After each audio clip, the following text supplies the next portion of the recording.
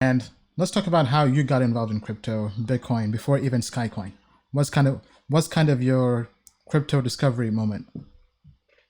I was involved with Bitcoin or like crypto even before Bitcoin, like Hash Cash and Chom Cash and eGold. I was in those groups basically, and I got pulled into Bitcoin because everyone's like, "Hey, you hear about Bitcoin? You hear about Bitcoin? You hear about Bitcoin?" And I ended up it didn't compile, and I was a software developer, so I ended up getting pulled in like doing some bug fixes and then I got pulled in a few years later by this basically like a New York dark pool that was trying to offer Bitcoin to their customers because they were getting all these calls and like we want to buy Bitcoin, we want to buy Bitcoin, we want to buy Bitcoin, and these asset managers didn't know what Bitcoin was.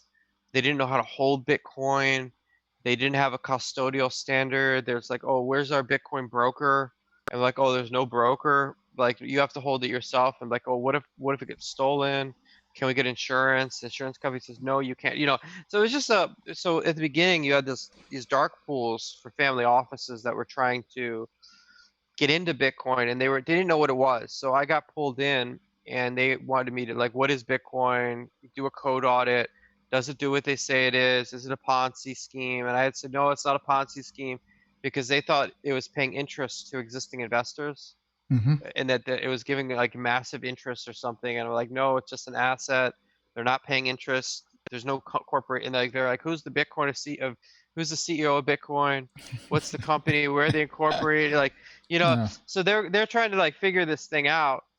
And so and so that I ended up just getting sucked in, just sucked into crypto, and I haven't been able to escape So since. what time frame was this? This was like 2007, six before even.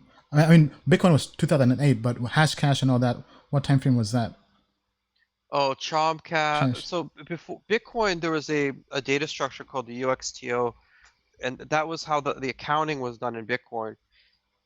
And they were before that, before they had this idea of publishing all the transactions, no one knew, everyone was trying to build these digital currencies, but they didn't know how. So um, I was sort of around when people were discussing the different ways of, publishing the ledger like publicly, and how did you achieve a consensus and things like that. And I really didn't like proof of work. I was sort of an opponent of that, and it really was a hack. But I guess it worked enough to get Bitcoin going and keep it going, right? And it's still here. But when that was starting out, I thought it wasn't going to work, and and everyone was saying it was an experiment. Let's do it. Let's see what happens. So I was there from the beginning all the way till now through all the market cycles, which is pretty crazy.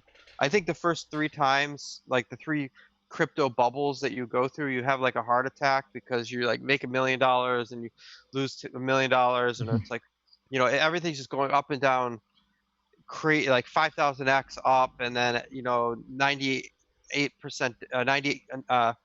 98 down, but Hmm. it's like up 5,000 and then down 100, but you're like, oh, I'm still up 50. Like you don't even, by the Yeah. third or fourth cycle you don't even care. So I went through all like where the people couldn't sleep because they're checking the Bitcoin price every 30 seconds, and they're waking up in the middle of the night like every 30 seconds checking the Bitcoin price. So they haven't slept in 10 days. Yeah. I went through, I don't know. Crazy I don't, times. Yeah, I mean, because I think we're getting that was back me into that. back in 2017. 2017, I recall on Blockfolio, I would go with my phone everywhere, just refreshing the prices. And it basically became like a hit, right? Every time, like whether it was dopamine or whatever, right? Every time I would just refresh, I felt this rush. Yeah. All And right. I, Cool. I think now because of the central banks, I think that the 0% interest and talking about going negative, and they're printing up so many trillions of dollars because of this virus and the bailouts. I think that we're going to, see Bitcoin at 20,000, 60,000. I think next year or maybe not next year, but we could see a peak like 150,000. just because of the amount of money that's being printed up. So I don't really even look at the price anymore. I just know it's going up. I don't know when. I don't know. Like this could be next month or next year, Yeah. but they can't print up that amount of money without most of that going into gold and Bitcoin and the financial markets.